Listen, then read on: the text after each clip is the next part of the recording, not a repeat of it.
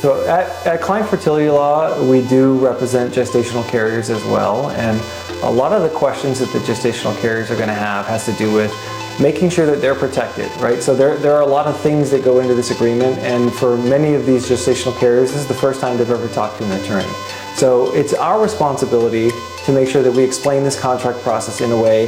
that's easy to navigate, that makes sense to them, that also ensures that they feel like by the time they're signing this contract, they really understand the risks and responsibilities of being a gestational carrier. So some of probably the most common questions that I receive from gestational carriers have to do with things like,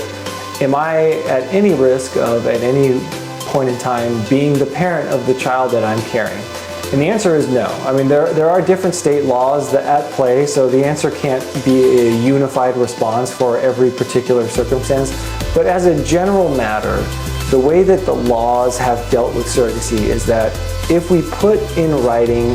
prior to the creation of this pregnancy the intention of the parties, that the parents intend to be the legal parents of any child that will be born through the surrogacy arrangement, and that the gestational carrier has no intention of having any parental rights.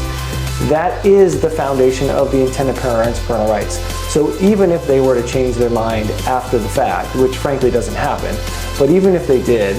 the gestational carrier is going to be protected because we're going to be able to present to the court evidence that the gestational carrier had this pregnancy as a result of this contract that was planned, and that the parents are the legal parents of this child. Another common question that I receive from gestational carriers is, how can I be sure that the medical expenses that are going to be in my name are going to be covered?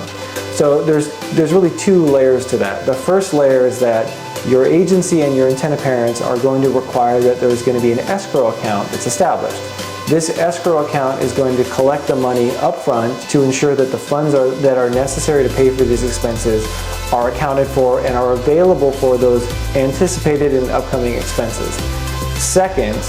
the health insurance policy that is going to be selected is going to be reviewed by an expert that knows surrogacy very well, is going to evaluate that insurance policy, determine whether there are any exclusions, and determine whether that insurance policy is going to be suitable for this planned surrogacy pregnancy. And so what you're going to be doing is you're going to be submitting all of the medical expenses relating to your pregnancy to that insurance company through covered providers, and that's going to ensure that there are no medical bills that are not covered by insurance as a first matter. And then to ensure that those that are covered by insurance and that you have a share of the costs, you're going to go to your escrow company and you're going to ask that the escrow company reimburse you for any out-of-pocket expenses or pay directly when that's allowable.